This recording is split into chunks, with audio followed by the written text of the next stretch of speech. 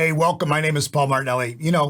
One of my favorite quotes is the two most important days in our lives are the day we were born and then the day we found out why.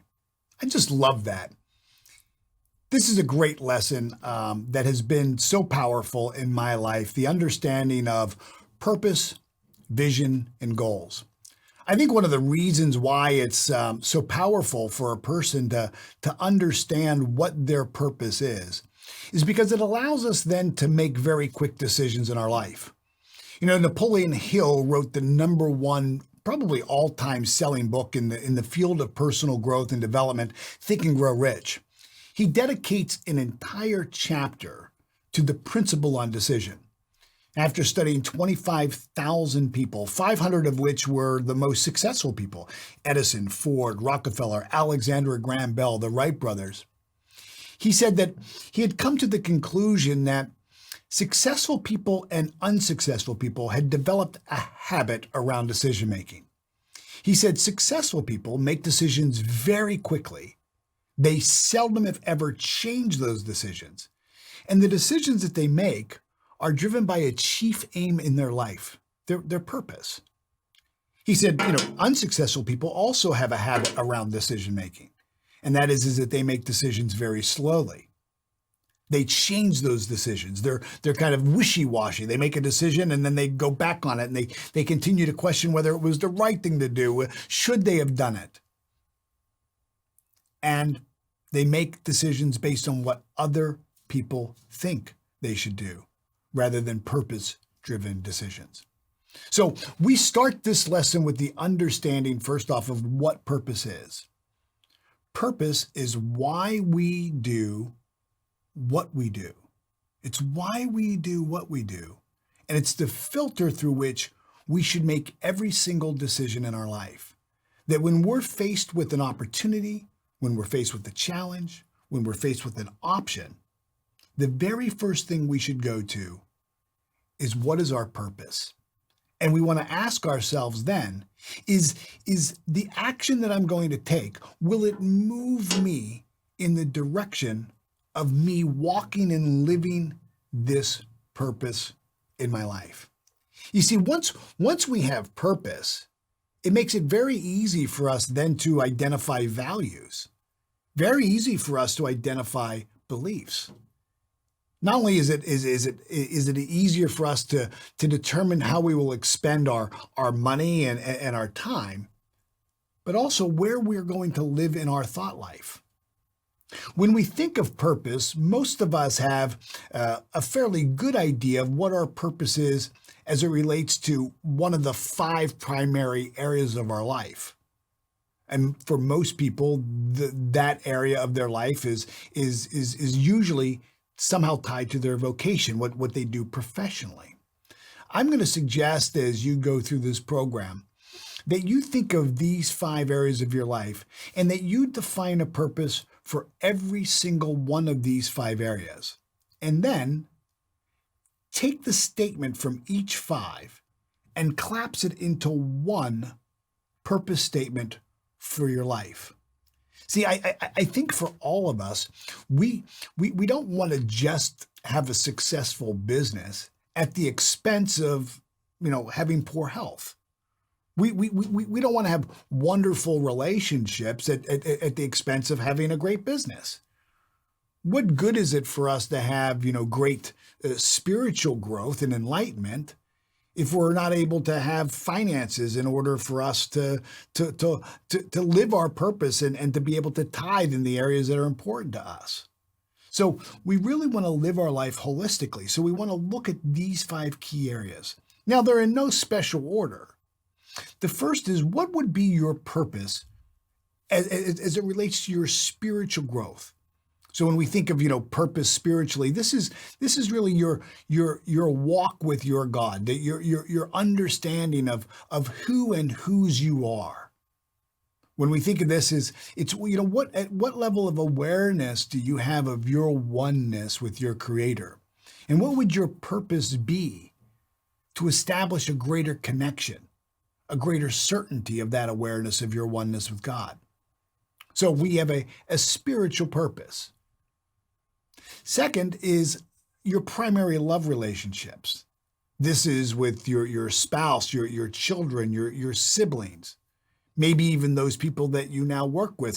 So many of us have families of choice now, don't we? Where we have family and friends we have friends who are now more like family to us, don't we? Where we've chosen people to be really close to us in our lives. So when you think of the primary love relationships, what is your purpose? What is your purpose for those relationships? What is your role in those relationships? How do you wish to presence yourself in the lives of those people that are near and dearest to you in your heart? Next, we want to think of our own personal and professional development. What is your purpose as it relates to you being all that you can be? You living out your full potential. You know, for most people, reaching a level of average competency is good enough if they can just get by. But if you're really purpose driven in the area of developing your skills and your talent and your ability, if you're really purpose driven, then the idea that you're living anything less than your full potential, keeps you up at night. I know it does me. And so when you think of your life and you think of the areas of your life that you need to grow in professionally and personally, what is the purpose of that? One of my purposes in this area of my life is to be a continual learner. To enter every engagement and every interaction with another person as seeing that person as my teacher. That I want to show up with a beginner's mind in everything that I do. That I want to know that there's more for me to learn. And so whenever I approach learning or whenever I approach anything new, whenever I approach an area that I need to grow in, I filter my thinking through this purpose, that my purpose is to be a continual learner. My purpose is to presence myself with a beginner's mind. My purpose is to see the other person or a team of people that I'm interacting with as my teacher, that I can learn something from other people. The next area that I'd like you to think about is the health of your body temple. What is your purpose as it relates to taking care of your body? I think for a lot of us, we understand that the quality of our life truly is going to be determined by the quality of our health of our physical body. That if we're suffering from a limitation, if we're suffering from pains and aches and things that would hold us back from being able to play our fullest in our lives in as it relates to our physical health, that we'll never be able to really fully live out our full potential, our full purpose. So what is your purpose in the area of health and fitness, in the area of taking care of your body temple? This past year, I've entered into an awareness of the understanding of brain health. I've started to work with Dr. Daniel Amen, the leading neuropsychiatrist. He has the world's largest database of human brains. He's looked at over 180,000 brains. And I realized that, I've taken care of my heart. I've taken care of trying to keep myself thin and lean. And we take care of our bodies usually by what we can visually see. We can see in the mirror when we've gained weight, right? We can see in the mirror when maybe we haven't taken care of a part of our physical body. And so, that's in our awareness. But since most people have never seen their brain, we kind of don't really think about brain health. And so, again, using my personal and professional development purpose, realizing that everyone is my teacher, that I'm willing to expand and grow and learn more so that I can be at my peak performance, I happened on Dr. Daniel Amen and his teaching on brain health. And I'll tell you, it's changed everything. Understanding now that the brain is the executive function. It's the organ that controls my personality, my character, how I make decisions. And the good news is that, the brain I'm born with isn't the brain that I have to die with, that I can actually do things to make my brain healthy. So it's this expanded look at our body temple, not just that which we can see, but that which we can't see. The last area of purpose that I'd like you to think about is the flow of freedom in your life. This is the flow of freedom of time and of money. What is your purpose as it relates to where you're going to spend your time? What is your purpose as it relates to how you will spend, earn, manage, save your money? When we think of how we spend our time, God willing, over the next 365 days, you're going to live another year of life. You'll celebrate a birthday. And for most people, we'll be surrounded by family and friends, and someone will bring a cake and they'll light a candle that would represent us having a dream. And we're asked to close our eyes and to make a wish. And for most people, that's the only time that year that they really do stop and close their eyes and go inward and think about their dream.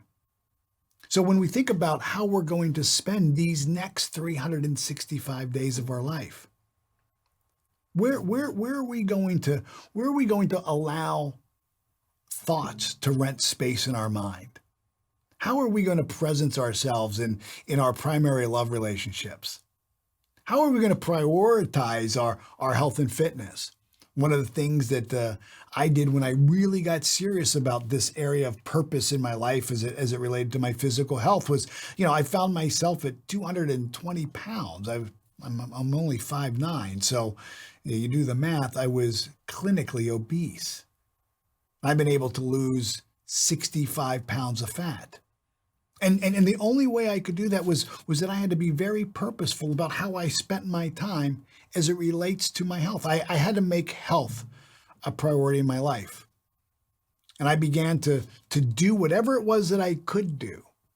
And, I didn't have all the gym equipment at my home. I didn't have the gym membership. And frankly, I didn't have the time to work out either. But you know what I did have? Is I had a stairwell in my condo building.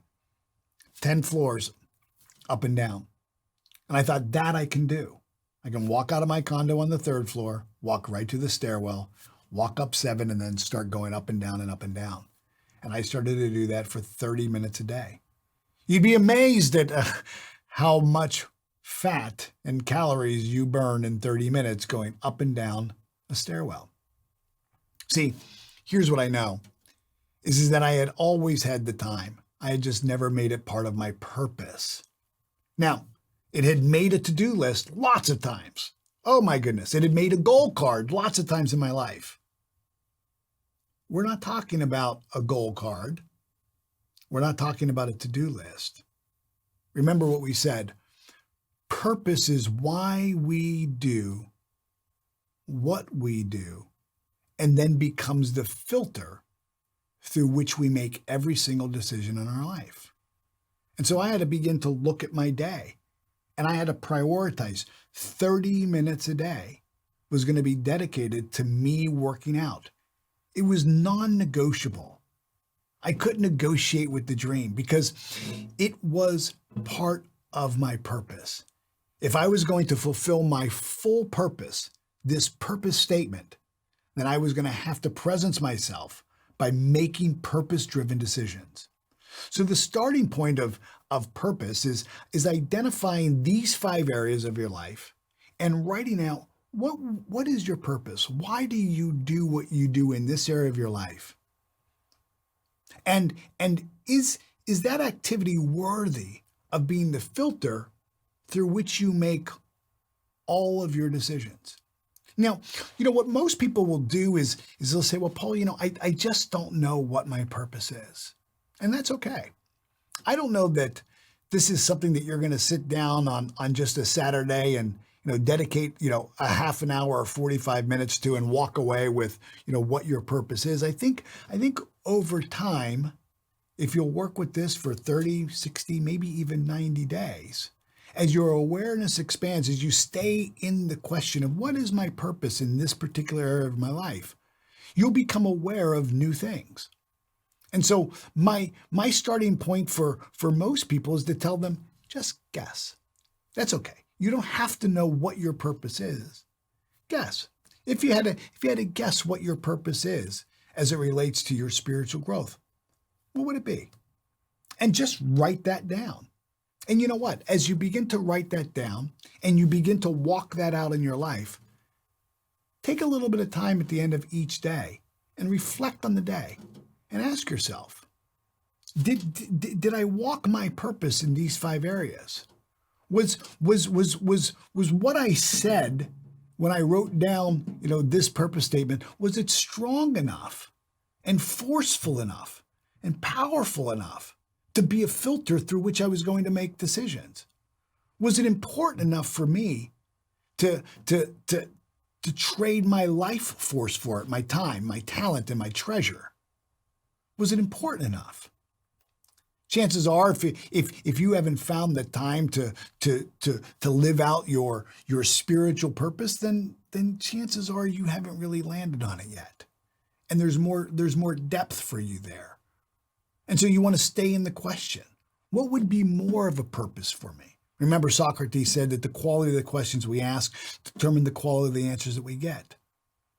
And so as you begin, don't do this as an exercise of judgment. Do this as an exercise of awareness. Just allow whatever comes into your awareness for you to begin to write it down. So your purpose statement is going to be a collective of these 5 areas of your life. You're going to start with kind of what is your best guess? What comes into your awareness? You're going to challenge and put each one of these to the test. You're going to walk it in your life for 7 days. Allow yourself to reflect on it. Is it powerful enough and forceful enough and intentional enough for you to have traded your life force for it, your time, your talents, your gifts, and your treasure? When we're committed, it shows up in 2 places, doesn't it? Our date book and our checkbook. Once you've kind of written these 5 statements down and you've put them together in one purpose statement that kind of just blends in, don't worry about its artistic look and don't worry about how eloquent it sounds. It will evolve over time. Recognize that your purpose, your awareness of your purpose, will unfold and evolve over time.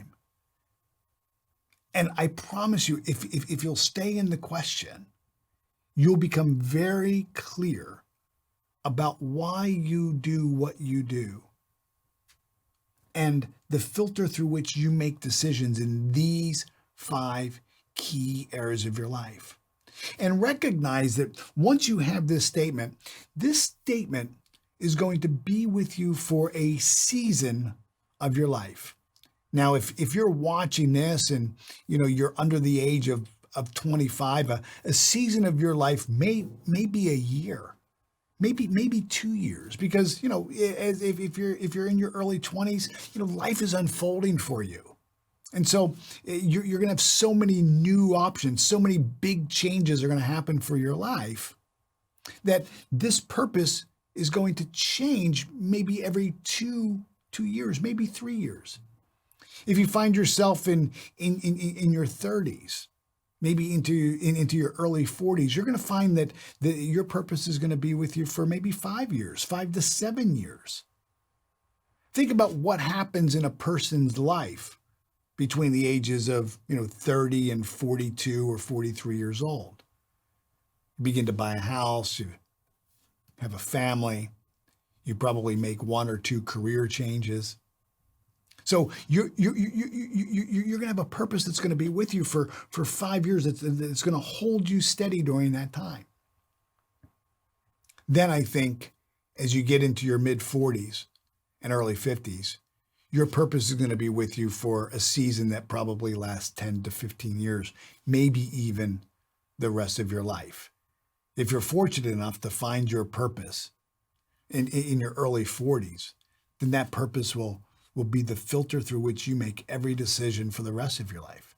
Now, don't expect that you're going to be making, whether you're 25 or 35 or 45, don't expect that you're going to be having big dramatic changes to purpose, especially if we think about it, especially if we think of the areas of spiritual growth. Your spiritual purpose is probably going to last you for a fair bit of time. But as it relates to your health, as you get older, and as more, opportunities for you to become aware of your health present themselves, then all of a sudden your purpose in that area is going to change. So it may not change dramatically from season to season. There will be a common thread through it. After all, it is purpose. But I think what you'll find is as you go through the different seasons of your life, it will expand each time. So purpose is why we do what we do, and the filter through which we make all of our decisions. In your workbook, you'll see some examples that you can maybe use as you look at these 5 key areas of your life, and then you'll see how we've taken each one of these areas and blended them into one purpose statement. Once we've done that, then we're ready for vision. I'll see you on the next video. Be well.